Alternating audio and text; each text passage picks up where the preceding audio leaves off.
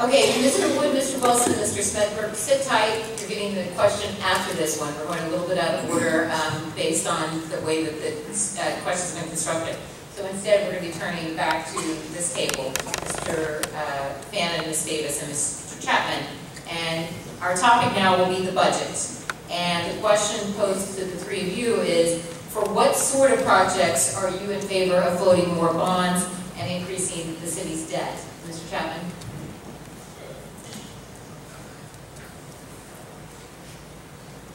I think the biggest issue, as a member of BFAC, I've had a chance to look at the budget, and the biggest issue, as several candidates have said, is our infrastructure and our capacity. Improving our infrastructure and our capacity is going to be able to help us preserve our standard of living. I think those are the big concerns that we have in this community, and those are the things that I would approve floating a bond for. Because it's necessary for us to make sure that our roads are not falling apart, our sewers are not falling apart, and our kids have classrooms to learn in. Those are the very basis of our community in terms of a foundation from a physical standpoint. So those are things I would be looking to use a float of bond if needed. I would like to put more emphasis on trying to do more funding for the elderly in our community. I feel that the elderly, they're not given the respect and funding that they need in their golden years. So I would like to definitely see more funding for activities and more types of organizations and assistance for the elderly as far as programs and just giving them some type of a better quality of life. And I would suggest, like I said, having the finance background, looking at the balance sheet, I would be happy to look at the balance sheet and just see, because I know on every budget or balance sheet, there is a way to identify some type of excess or transfer of funds. Our city budget, as I mentioned earlier, is $566 million. 84% of our budget goes to three things: salaries and benefits, the debt service, and the schools. One of the main things we do as a municipality is provide education to our children, and the schools are one of the most important things that we have here in our community. When we go out to float bonds, that's something that we would need to look at doing it for. As I mentioned, the population, the student growth is growing tremendously here in the city, and we need to make sure that all of our students that are going to school in the city of Alexandria live in the city of Alexandria. Transportation is also a very important project, but we need to be careful about the debts that we take on. We spent $110 million to build the most expensive high school in the country a few years ago. Beautiful high school, but also the most expensive. We have a wonderful police force here, and we built them a wonderful building.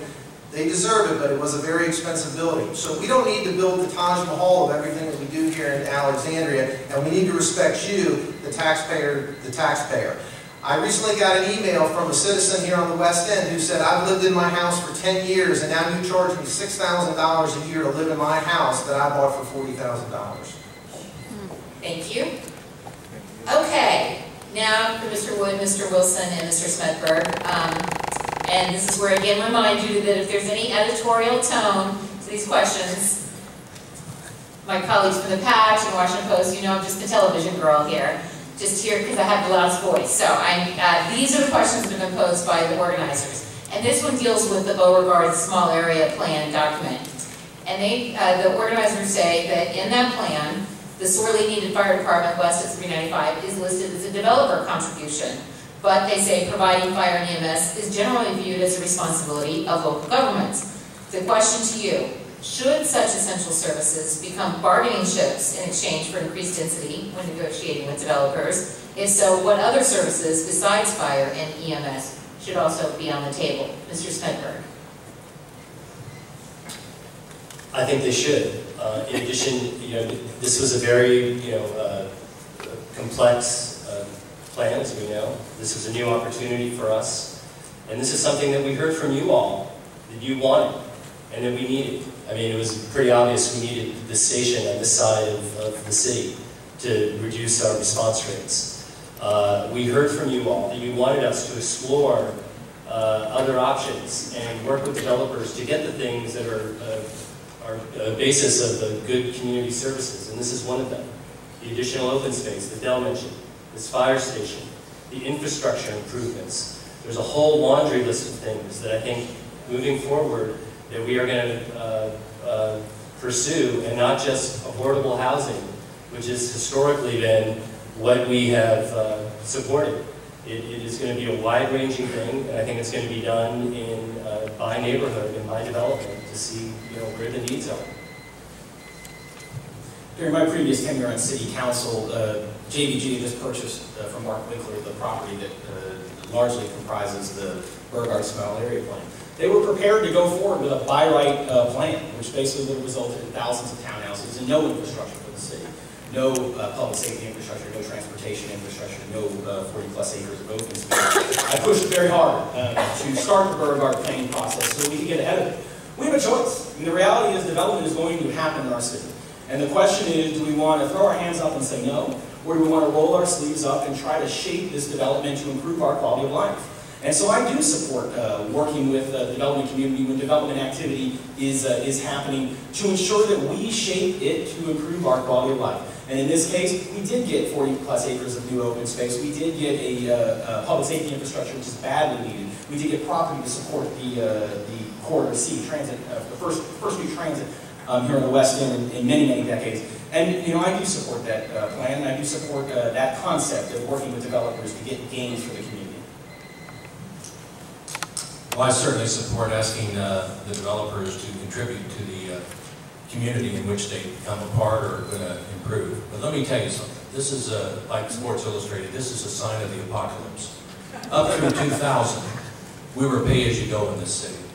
Then we got this real estate bug, and we rode that on increasing property values. And we rode it until we found we had to borrow. And then we borrowed to the limits of where we could borrow without imperiling our credit rating, our bond rating.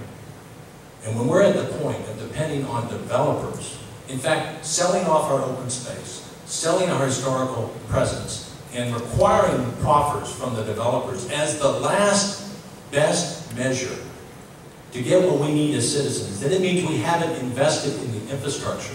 And I hold the council, I hold the government of this city accountable for the fact that we're at the last best option.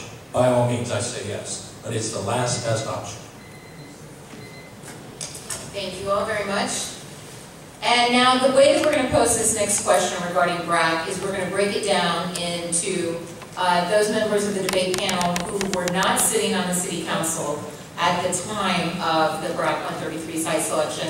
And then we have a second question that will be posed to those of you who were on the City Council at the time. So starting with those of you who were not on the City Council, as a result of BRAC 133, the West End stands to lose 2 employers, the City for Naval Analyses, CNA, and it says it's going to be vacating its lease space at the Mark Center, and the Institute for Defense Analysis, IDA, may sell their building and property. Another BRAC round could be looming in the not-so-distant future.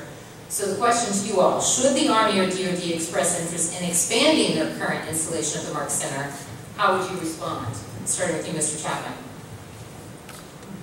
As a member of BFAC, like I already said, this is something we looked at in terms of the vacancy rates for offices on the West End.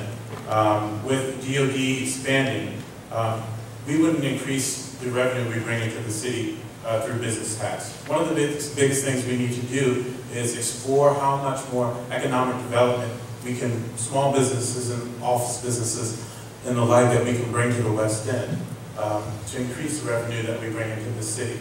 That needs to be something that we push. It shouldn't be the expansion of another government facility that, frankly, is not really wanted in the city anyway. That's something that we need to avoid, if possible. And I do not support the expansion of the DoD facility either. I think that the space that will be available should be used for maybe a study of some type, but I think the citizens should be more involved in the ground roots to determine what the area should be used for. And I think the citizens should be first in determining. I don't have specifics. I think maybe a task force, a group or something to study, to come up with ideas, brainstorming as to what the area can be most valuably used for.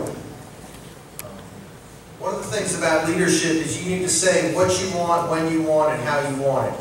And the problem with the previous city council was they were asleep at the switch when this BRAC decision went down. There was two properties. There was the Seminary Road property and West Eisenhower Avenue. And when I came out to this meeting tonight, I left my home on Duke Street, I drove down Eisenhower Avenue and Van Dorn Street to get here. And I saw a huge vacant building sitting on West Eisenhower Avenue, which was built by a private developer, has 2 metro stations there, and beltway access, and is totally sitting vacant. Meanwhile, we have this fiasco across the street that is here, not getting any tax revenue and causing harm to many of your neighborhoods. We've talked about transportation.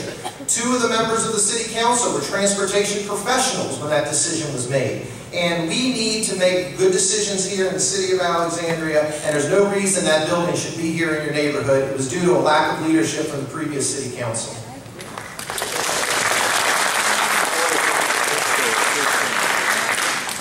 This exhibits a prime opportunity for leadership. Frank stole the thunder on part of what I was going to say, because here's the deal. A letter needs to go forward, proactive step number 1. First, we are not against federal government agencies occupying space in Alexandria. However, might I encourage you to consider the Victory Center that has 4 lanes of developed highway, the 2 most underutilized metro stations in the system, and more importantly, might I consider asking you, or might I ask you, to lease the building rather than buy it? Here's the difference. The United States Patent and Trademark Office employs more than 10,000 people. We actually get tax revenue from that. Because BRAC was purchased by the DOD, there is no revenue. So I would encourage the lease rather than the purchase, and I would encourage Victory Center rather than an expansion of those 2 different buildings that are going to be no longer occupied by the Center for Naval Analysis and IDA. Thank you. Okay, I think Ms. Pepper hinted on part of the problem with many of these developments, unfulfilled promises. We're constantly promised by the developers that they're going to do things that just don't happen. And I've already mentioned the solution. The solution is they need to put in the infrastructure improvements first. They need to give us, the deal is a firehouse. They need to do like Portland, Oregon. Portland, Oregon, the developers have to put in the schools first, the firehouses first, the road improvements first, and then they get to build. So we get ours first, then they can build. It seems like a simple solution. Let's put it to work. You're in Alexandria, and let's stop spending taxpayer money on these improvements. Thank you.